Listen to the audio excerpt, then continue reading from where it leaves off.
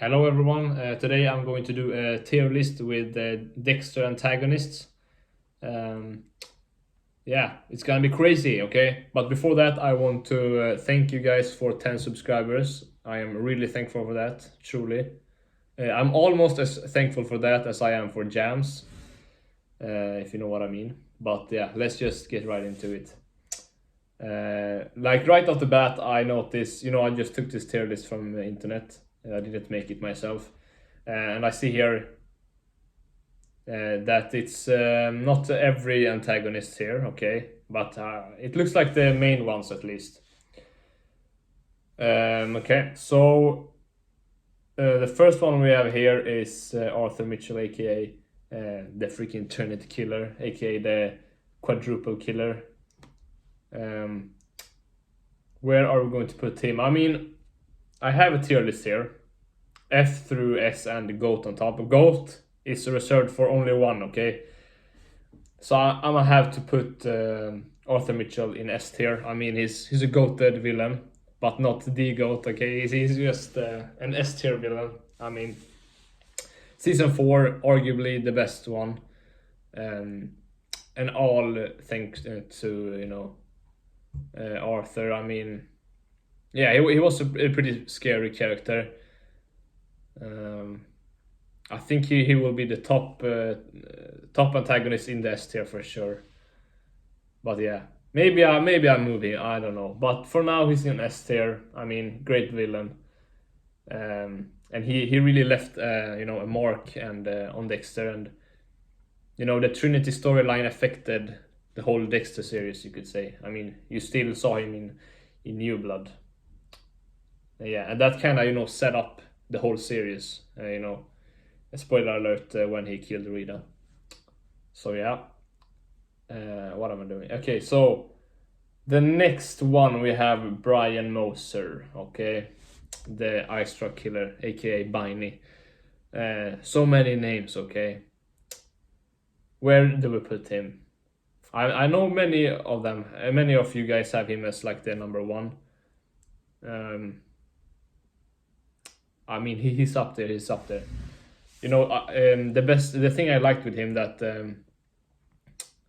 he was arguably the strongest villain in the Dexter show, because he only got caught because he wanted to, essentially. He wanted to get in touch with his brother again. Okay, so he kind of exposed himself. But if it wouldn't for that, nobody would have caught him. I mean, a great villain, great performance. He's going in S tier for now. Okay, we're right off the bat here. We're going with like probably the fan favorites, because now we have Dokes, James Dokes, aka the Bay Harbor Butcher. Where do we put him? I mean, before this list I already had a GOAT in mind, but now it wasn't Dokes, okay? But now when I see Dokes, he was in 2 seasons, okay? That's pretty rare for these antagonists, because usually they're just like a 1 season thing. But Dokes was in 2 seasons. But yeah, the second season, then he was the antagonist. He wasn't like really that big of a threat in the first season. I want to put him in S tier. Now everybody goes in S tier. I know. Maybe we'll switch it up later, but for now, this is the S tier guys in that order as well, I would say. Okay, now we have Rita's ex-husband. What was his name? Something Bennett, maybe. What was his name? Okay, I don't remember. I'm sorry. This guy, I mean, he was a solid character. He had a little bit of an redemption arc-ish. He was a complete douchebag first, and we heard that he had done all these terrible things to Rita. But then it ended with him being nice with the kids, and yeah, that was a little bit wholesome. He was not that big of a threat, and he didn't leave that much of an like impression on me or on the show in general.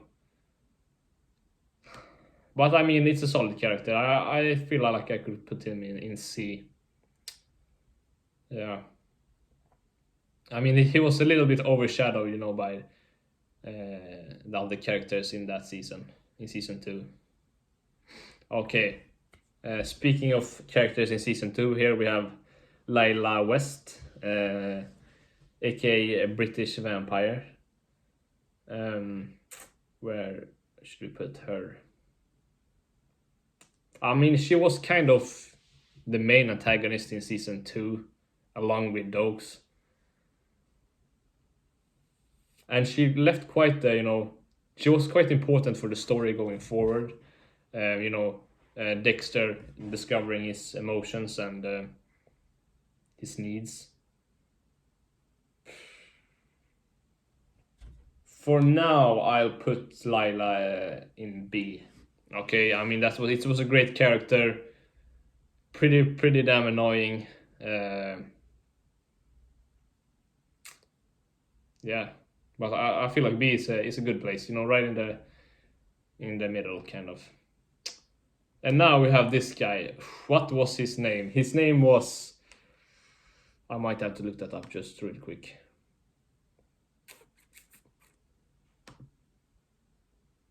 His name was Santos Jimenez. Maybe I don't know if I'm saying that correctly. This guy, he was like in a couple of episodes, I think. He was the guy that killed Dexter's mom with a chainsaw, I think, or one of them. Yeah, it was a group of guys. I mean, he definitely set the tone for the series. I mean, he's the whole reason why Dexter is Dexter, you could say.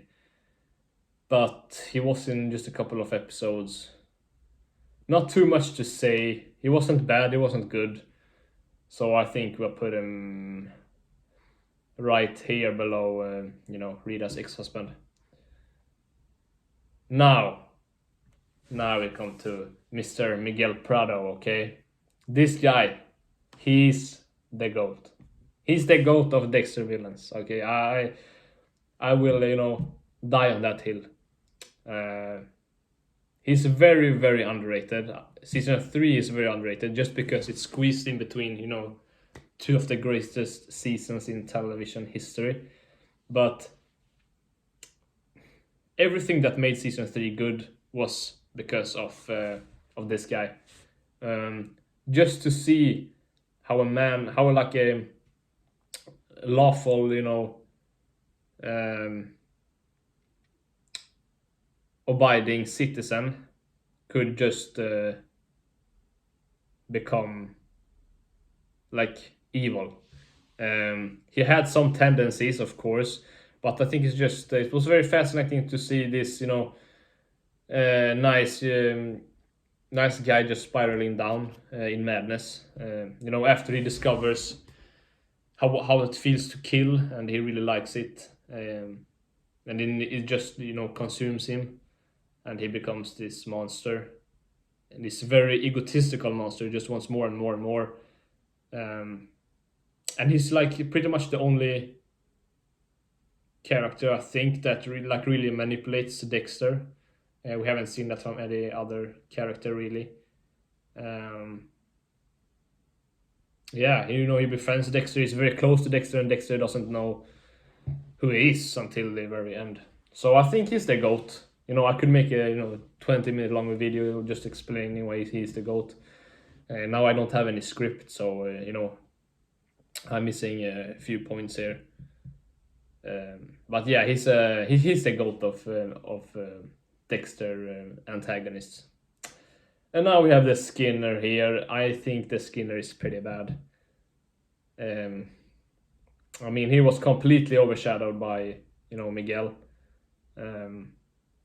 And you thought he would be the big thing in season 3, but he was like zero match for Dexter.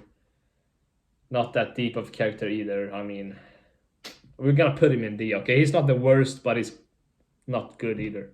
We're putting him in D. Now we have Christine Hill, I think her name is. Yes. I mean, she wasn't really much of an antagonist towards Dexter. It was more antagonist towards Deborah. Um, yeah, spoiler alert again. She shot Lundy and everything, and that left an impact. But for Dexter, she wasn't much of an antagonist at all. And she wasn't bad, but I'm putting her at C. She'll probably end up in the very bottom of the C tier. Next guy up, Jordan Chase. Jordan Chase. The thing is with Jordan Chase is, he's like the main bad guy in season 5, but you really don't know much about him until the very end of the season. Even if he's responsible for everything, he's the leader of this trafficking group. You don't really see him that much until the end. But in the end, he is very good. Is he better than Lila? That's the question. He's obviously not C tier. He's somewhere in B tier. But he didn't have as many episodes as Lila to develop the character, so I'm gonna have to put him just below Lila there. And now we have this RoboCop, Liddy. I think his name was Liddy. No, Diddy, right? Where should we put him? I mean, he figured out pretty quickly who Dexter really was, and he tried to inform Quinn about that. And there's not many characters that have figured out who Dexter was so early that he did. But I mean, he wasn't in that many episodes, and he wasn't that big of a threat. The acting was great. He was quite annoying. I'm gonna have to put him just below Rita's ex-husband. I don't remember his name, the husband. That is really bothering me right now. But yeah, I'm putting him here in C tier. Now we have the man, me and names. What was his name? Okay, either way, this is the religious guy, the Doomsday killer, as they say. Where shall we put him? I don't know. Many people hate on him. I don't think that character was that bad. It's just like the. I mean, the season overall was not so good. Season 6. But all the good part of season 6, like he was in there. I thought it was pretty okay. Definitely better than all of these guys in the zero. So I have to put him either in the top of the C tier or in the bottom of the B tier. I'm gonna have to put him in the C tier. Sorry, he's not. Yeah, that's pretty self-explanatory. Okay, but many people put him way below, way down. I think he was not that bad. He was just mediocre. I mean, he had such a very many episodes to develop the character, but he really didn't. Okay, and here we have the Professor Gallagher, I think his name was, who didn't really exist because it was just in this guy's head. Travis was his name. So I guess I have to put him, right here with him because they were kind of the same person. Yeah. And now we have this guy. What was his name? Luis, yeah. He wasn't, very big of a threat. He was very, very annoying, I will say. And I think, I felt a little bit bad for him in the beginning that Dexter, really shat on his, game. I think he could have given him more of a chance. He really looked up to Dexter, it seemed. But then after that, he was like really, really annoying. And then he just got killed right after he snitched on Dexter. So annoying guy. That doesn't necessarily make anyone like a bad character, but he didn't leave much of an impression or mark on the series or on me, so I have to put him in D tier, maybe in F. Maybe I put him down in F later. Now we have the guy's killer here, Isaac. Many people have Isaac in S tier. I don't, because I don't really. 6 and 7 wasn't really a favorite of mine. Only the last few episodes was good. The rest I didn't really enjoy. I might upset some people now, but I would put him in a B tier. You know what? Maybe I'll put him. I put him here in the C tier. I actually like the Doomsday Killer more than this guy. Yeah, not much more to say about that. Now we have Maria La Guarta. This is a hard one, tough one, because she isn't really an antagonist until the very, very end of her, existence. She's a great character, but I don't think she's that like a good antagonist. If this was a character tier list, I would probably put them in A tier, maybe S tier even. But antagonist, no, she's not. I mean, she doesn't. She's not up here with the guys in B tier. As an antagonist, I'ma put her just in between the ex-husband and Diddy over here. Yeah, but I mean, she's a great character and not a great antagonist. Now we have this guy. The one with the bull mask. Let me just see quickly what his name was again. I always, these small characters. I don't know their names. Well, Paul Bennett was the ex-husband. Okay.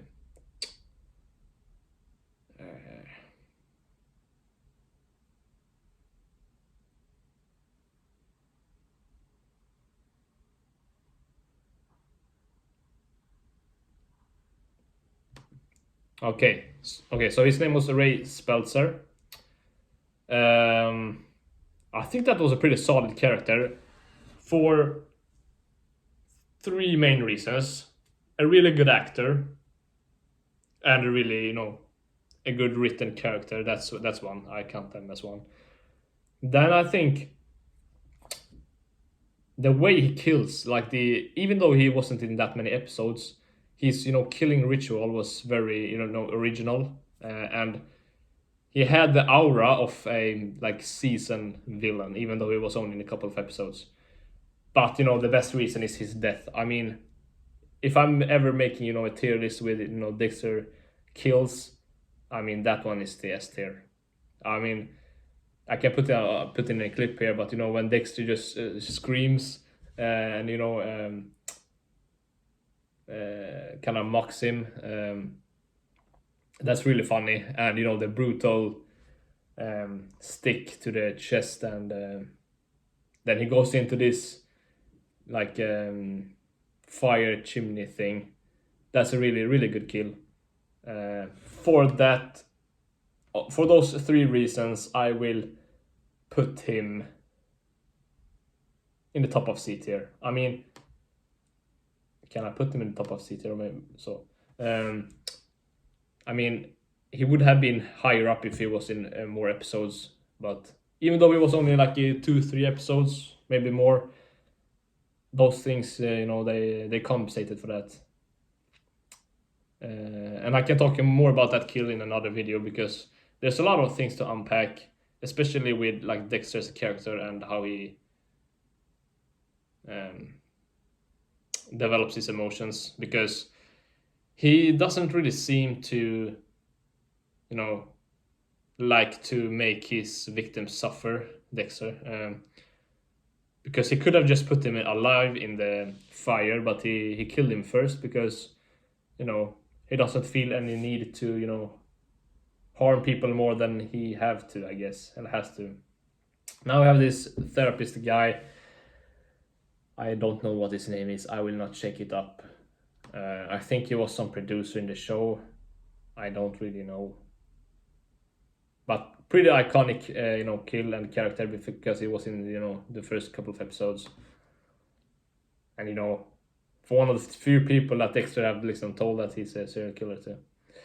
I'll put him in, right between these guys. I mean, pretty bland guy. Didn't do much. Now we have this guy. I don't really remember his name either. Surprise, surprise. I know he's in season 8 and he's this, private detective. He's going in F tier because the character was forgettable. I don't know his name. I don't really know much about him. I just know that he wanted to, catch Dexter because of money. Not that good of an antagonist. Now we have this guy, the brain surgeon, aka Ryan Gosling. Where should we put him? There was a lot of lost potential with this guy. This guy could have been like one of the best because it was a really interesting, story. But yeah, it was executed pretty badly. I'm gonna have to put him. If he was only the antagonist for a couple of episodes, I would have put him higher. But because he's the season antagonist and did that little of an impression on me, I'm gonna have to put him in D. I'm sorry. That's just the way that it is. Maybe I can put him at least here in D. I put him here. I'm nice today. Okay, in the middle of the D tier. Lundy. I didn't really see Lundy as an antagonist, to be honest. Maybe I'll do a video on it later, but I think Lundy knew who Dexter was, so I don't think he was that big of a threat. Great character, probably S tier character. However, he is not an S tier antagonist character. I'll put him in B. Angela Bishop from New Blood. She was only an antagonist in the couple last episodes, and I think she was quite annoying. She had feelings for Dexter. They were seemingly in love, and just because she found out one thing, she just stopped. All those feelings just gone. I think that was a little bit weird. She didn't really have any emotional connection to Dexter at all at the end, which I think is weird because you don't just lose your feelings that quick. I don't think. I mean, she's an okay character and she's an okay antagonist, I guess. I have to put her. I mean, all of these guys are better, so I have to put her here in the bottom of the seat here. Now we have another character that is extremely underrated. Many people call him, a Trinity copycat. I think that Kurt Caldwell from New Blood is an S tier villain. I think he was a really good villain. The scene, when they go into his bunker and they see all his trophies, that was a very creepy scene. I have not been as creeped out in any TV or movie scene than I was in this one. That one was really creepy, well done, very eerie feeling, and I mean, great actor, Mr. Krabs. Yeah, I mean, it was a bit of a lost potential because it felt a little bit rushed in the end, but that was not, the character, it was the season. The character was great, I think. How he was this, nice old man, almost like Santa Claus, and then he does this messed thing up here on the side. Yeah, a great character, great performance. Last but not least, or maybe least, I don't know, is the Officer Kruger from season 4.